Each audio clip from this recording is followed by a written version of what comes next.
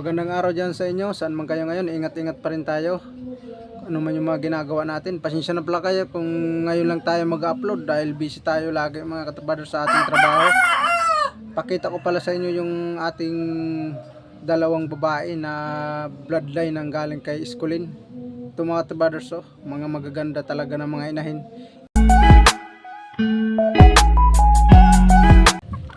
Yan, babae. Yan, ang bloodline nito galing kay Esculin. Yung mga manok na Esculin, yung bloodline. Tapos yung isa nang doon, yan. Magagandang pan din to. Yan, mga ayos din yan, ng mga manok. Ito yung gagawin nating inahin. Pang materialis. Dahil mga magaganda yung manok na Esculin. I-convert natin doon sa pula natin na nanalo sa Pasay. Yan, yung dalawang babae. Yan, mga katibaders. Pinaliguan ko yung kanina. Yan, dalawang piraso yan. Mga maayos yan na manok. Pinaghiwalay ko yung dalawa kasi pinapalo yung maliit ng konti na babae. Naghiwalay ko. Ito kasi yung siga pero magkapatid lang to. Dadagdagan natin ng galing kay Esculin na mga bloodline. Yan. Yung pinakita ko sa inyo mga katrabaders na dalawang babae, talagang mga magaganda yung bloodline nun. Kasi dahil ito lang naman na ng kasayahan natin mga katrabaders, yung mag-alaga tayo ng manok. Kasi yung mga stag natin nabili na, may pumunta na dito. Yan.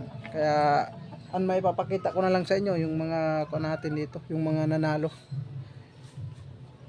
Kaya nagdagdag kami ng ibang bloodline na galing kay Esculin. Yan. May isang inahin na dito, pero idadagdag ko pa rin yung dalawang inahin. Yan. Ito mga twaders. Yan ang gagawin natin broodcock. Ito yung nanalo sa Pasay. Yan. Maganda maglaro to. Kaya yan. Yan. Ako naman mga twaders dito, lagi kong sinasabi sa inyo na hindi naman ako talagang mahilig sa manok at saka hindi naman ako nagsusugal talaga. Ang naglalaban talaga nitong mga manok namin dito, yung utol ko. Talagang yun ang mahilig talaga sa manok. Ako lang ang nagkukondisyon dahil may kunting alam din ako. Ako lang din naman talaga akong sabi na talagang sabungero. Yung nga sinabi ko sa inyo nung nakaraan na may pumunta dito, binili yung stag namin dito, bininta na rin namin. Ako ang nagbenta nun. Sabi ko sige, ibenta na lang natin para ma-share natin sa nagbili dito sa atin na kasi gusto rin nila daw magpalahi. Naghahanap daw sila ng magandang materialis. Tamang-tama daw yung pang materialis. Kaya bininta ko na. Yun, kaya makikita mo niyo na lang dito sa amin mga katabaders yung mga manok namin na nanalo. Yun na lang ang makikita nyo.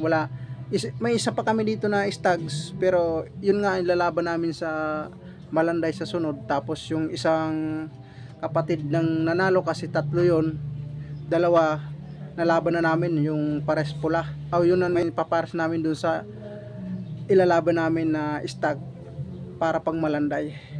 Yan mga katubaders, yun ang kuha namin dito, pinaplano. Kaya ready ko ngayon. Kaya minsan lang ako makapunta dito mga tubaders dahil nga may trabaho ko. Pero huwag kayong mag-alala mga tubaders. Nandito pa rin tayo, nagkikwentuhan pa rin tayo. Hindi pa rin kayo mawawala sa akin. At sana nandyan din kayo mga tubaders. At thank you sa mga subscriber ko yan. Thank you rin sa mga nagko-comment. At thank you rin sa mga baguhan natin na mga subscriber at mga viewers. Thank you so much sa inyo dyan.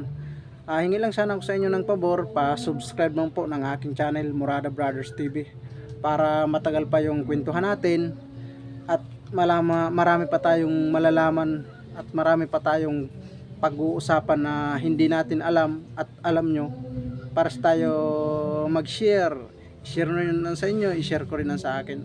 Para naman pag pinagsama-sama natin, may alam tayo. Yan. Hanggang dito lang muna tayo mga ka-troopers. Thank you so much sa inyo dyan lahat. God bless.